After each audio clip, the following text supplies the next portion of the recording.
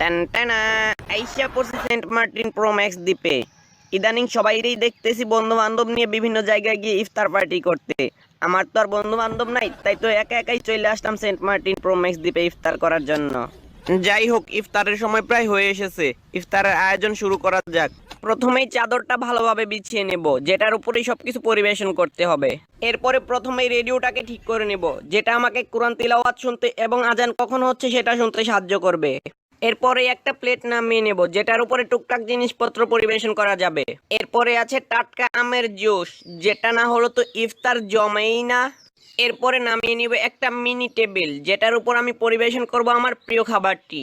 এই হচ্ছে আমার প্রিয় খাবার, মফিজের দোকানের কেক, যেটা জরিন আমাকে কিনে দিয়েছিল। যদিও কেউ এটা খেতে চায় না, কিন্তু আমার খুব প্রিয়।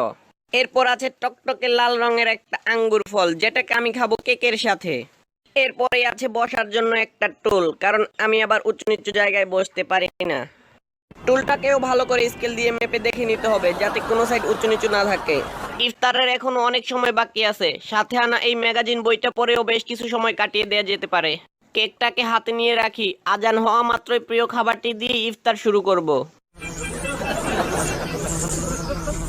আরিস চালায়, আমার খাবারে ভাগ বসানোর জন্য দেখা যাচ্ছে মাছি চলে এসেছে, কিন্তু তা হবে না, তা হবে না। আমার খাবার আমি মাছিকে কিছুতেই দেব না।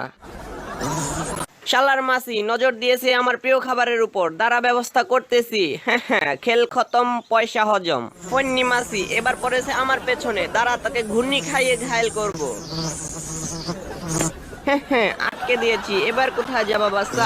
আর চালায় চলেই গেল। এই ফল কাটার ছুরি দিয়ে মাছির সাথে যুদ্ধ করব, তাও মাছিকে এক ফোঁটা খাবারও আমি দেব না। কোথায় গেল বজ্জাত মাছিটাকে? তো খুঁজেই পাচ্ছি না। এই বাক্সের ভিতর পালায়নি তো, দেখতে হবে। না, এখানেও নেই, আমার ভয়ে পালিয়ে গিয়েছে। এবার শান্তি মতো ইফতারটা করা যাবে। আজান হয়ে গেছে, ইফতারের সময় হয়ে গেছে। জুস দিয়ে ইফতারটা শুরু করতে হবে, কারণ মাছির পিছনে দৌড়ে গলাটা শুকিয়ে গিয়েছে।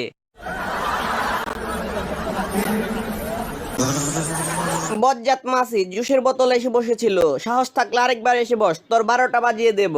হ্যাঁ হ্যাঁ, চান্দু ফান্দে পা দিয়েছে, এবার তোমার 12টা বাজিয়েই ছাড়বো আমি। হ্যাঁ হ্যাঁ, এবার মনে হয় মরে গেছে। টান টানা, আরে সালা এবারও মরেনি। আরে সালা, বজ্জাত মাছি আমার প্যান্টের ভেতর ঢুকে গেছে, এবার কি করি? বাঁচা গেল। এবার শান্তি মতো কেকটা খাওয়া যাক। এবারও মাছি যায়নি, কেউ আমারে বাঁচাও। স্বাগতম স্যার, আপনি এখানে আরাম করে বসুন, আমি এক্ষুনি আপনার জন্য খাবার নিয়ে আসতেছি।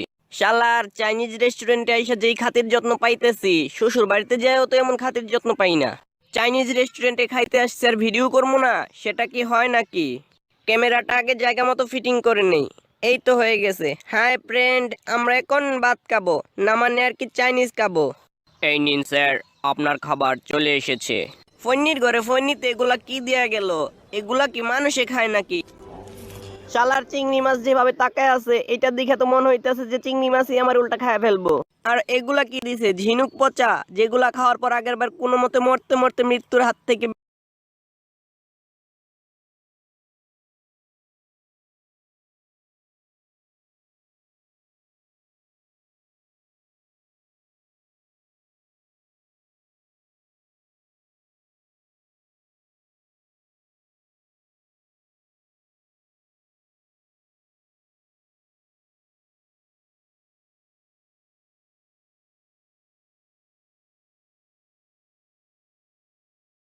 করে ফনিতে এগুলা কি দেয়া গেল?